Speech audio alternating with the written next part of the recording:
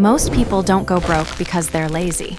They go broke because they're trained, quietly, daily, and politely, to confuse looking rich with being safe. They are taught to confuse spending with living, debt with progress, and convenience with freedom. And the system smiles while it collects a monthly payment for the privilege of staying confused.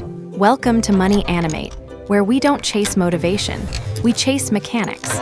The psychology behind money, the logic behind power, and the small decisions that decide whether your future belongs to you or to whoever owns your obligations. If this kind of cold clarity is what you've been missing, subscribe in a calm way, not out of hype, but because the next episode might land exactly when your willpower is weakest and your wallet is easiest to manipulate. Now imagine a nation with limited space, relentless pressure, and a long memory of rebuilding, where stability isn't a mood, it's a discipline. The useful lesson isn't be Japanese. The lesson is that wealth isn't a single trick.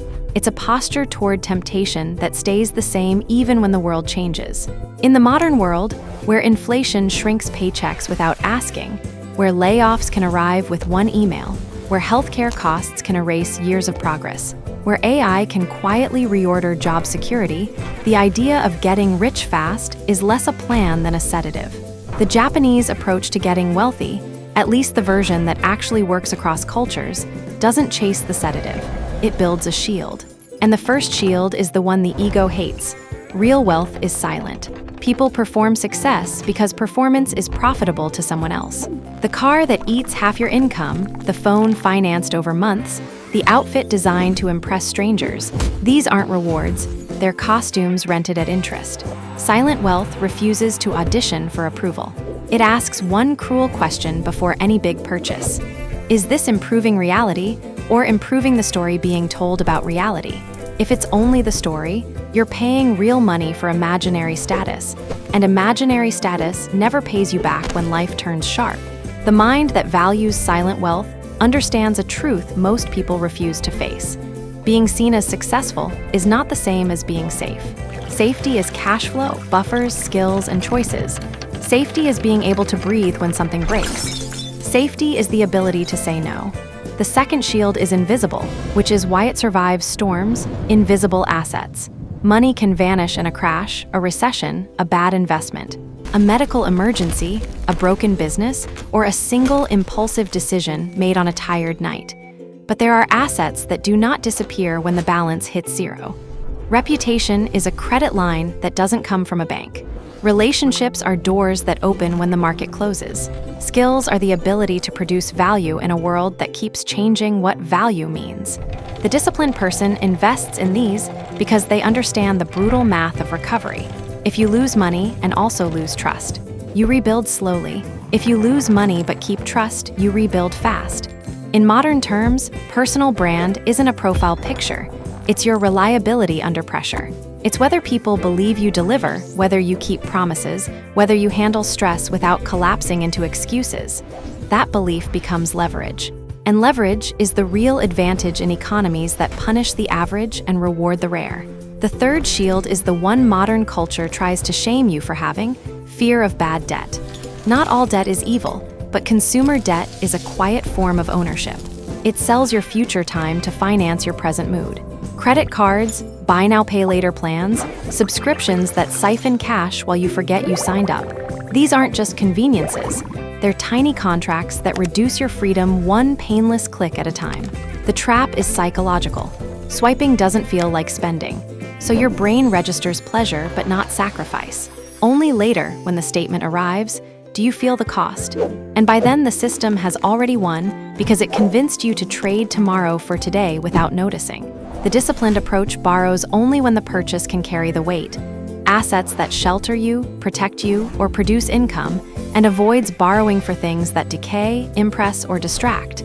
Because debt isn't merely numbers, it's a leash made of calendars. Owing money shrinks your choices. It makes quitting impossible. It makes learning slower.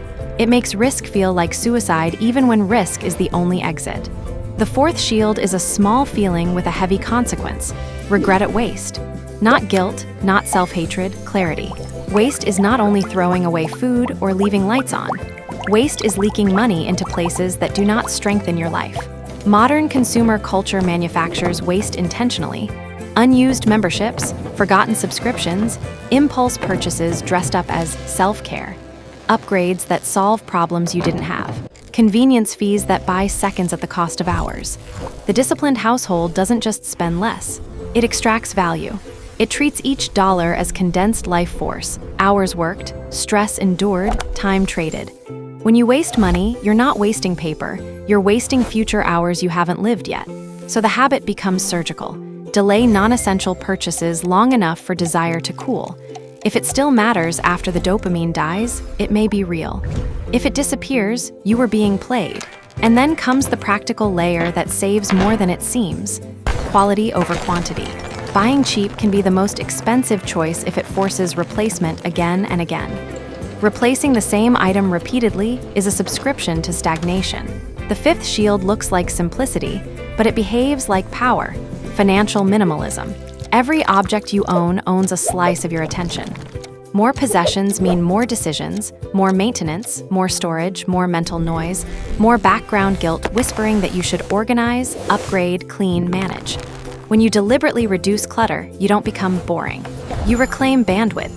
You stop paying rent to store things you don't use. You stop needing extra income just to finance overflow. The question shifts from, how do I earn more? To, how do I need less to feel safe? And that shift is the beginning of freedom, because safety is the real luxury. The person who can feel complete with less becomes difficult to sell to, and in a world built on selling insecurity, being difficult to sell to is a form of armor. The sixth shield is unglamorous, which is exactly why it works. Tracking where the money goes. People avoid tracking because they already sense the truth: money isn't disappearing. It's being sacrificed in 100 tiny rituals that never get questioned. A simple ledger forces witnessing, not to punish, but to wake up. Conscious spending is where control begins. Unconscious spending is where manipulation lives. When you track, patterns reveal themselves. The late-night delivery when stress spikes, the shopping scroll when loneliness creeps in, the small purchases that are actually a second rent, the social spending that is just fear of being left out. Once a pattern is seen, it loses power, because you cannot be controlled by what you can name clearly. The seventh shield turns awareness into boundaries, category limits that you respect like laws. Digital money feels infinite until it suddenly isn't, and then people act shocked as if the math betrayed them. Boundaries fix that. Essentials have their lane, learning has its lane, enjoyment has its lane, emergencies have their lane, investing has its lane.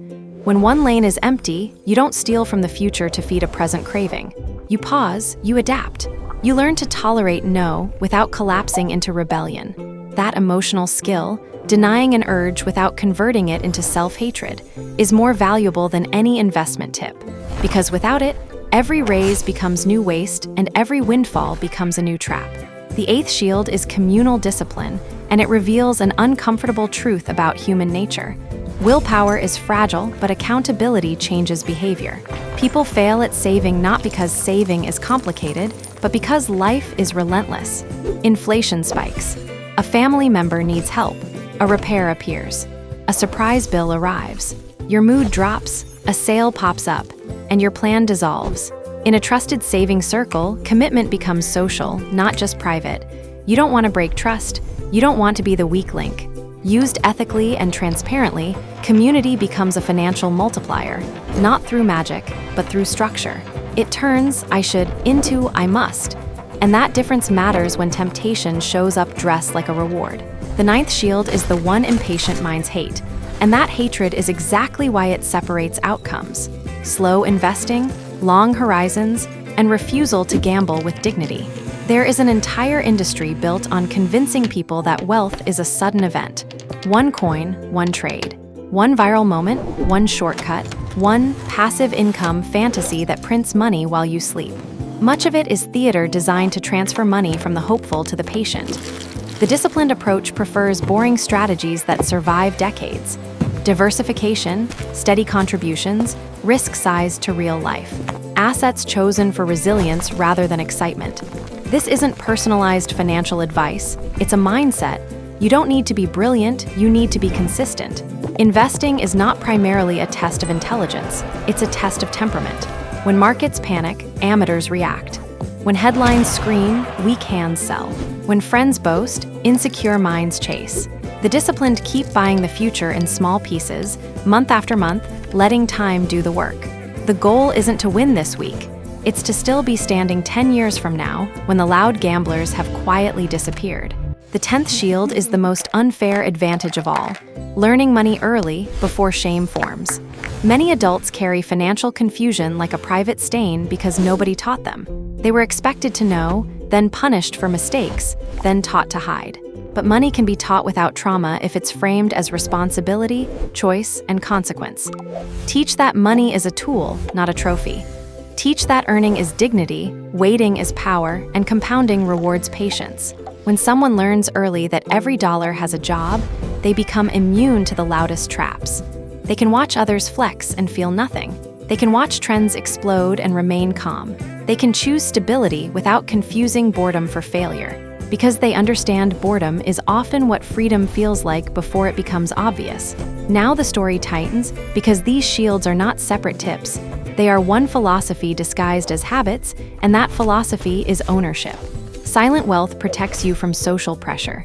Invisible assets protect you from shocks. Avoiding bad debt protects your future choices. Regret at waste protects your cash flow. Minimalism protects your attention. Tracking protects your awareness. Boundaries protect your discipline. Community protects your consistency. Long horizons protect your compounding. Teaching early protects the next generation from repeating the same pain. Put them together and something changes. The person stops trying to feel rich and starts trying to become unbreakable. And unbreakable is what everyone is chasing, even when they pretend they're chasing luxury. The climax of this philosophy is not cinematic. It's quiet. It's a person sitting with numbers and finally telling the truth. The truth that the lifestyle was never the reward, it was the leash. The truth that the upgrade didn't upgrade life, it upgraded the bill. The truth that modern culture treats people like predictable machines. Work, spend, post, repeat, and call it identity. The truth that insecurity is the most expensive addiction on earth, because it makes people pay to escape their own feelings. And then comes the pivot, the cold decision that changes everything. Instead of asking how to earn more to sustain chaos, the person asks how to reduce chaos so earnings finally stick. They stop buying temporary confidence. They start buying time. They stop performing success. They start building it. This is where modern reality shows its teeth. Costs rise, competition tightens, careers shift, algorithms reshape industries, AI tools compress wages in some roles and amplify winners in others. And just work harder becomes a cruel joke if the system is leaking. Working harder inside a leaking system simply means you leak faster. The disciplined path seals the leaks first, because a modest income with control beats a large income with delusion. Freedom is not always about earning more. Often it's about needing less, owing less, and seeing more clearly. And when clarity arrives, the fear changes. The fear is no longer, will I look successful? The fear becomes, will I waste my life? Because money is life force converted into options. Spend it thoughtlessly, and you trade days for objects that end up forgot. Use it deliberately, and you trade days for more days, days that belong to you. That is the arithmetic behind every purchase. And the final truth, the one that feels like a blade when you finally accept it, is this. Money is not the reward for hard work. Money is the receipt for self-control. If this hit you in a cold, clear way, stay close to Money Animate, subscribe, and keep your attention guarded. Because in a world designed to buy your impulses, protecting your mind is the first step to protecting your future.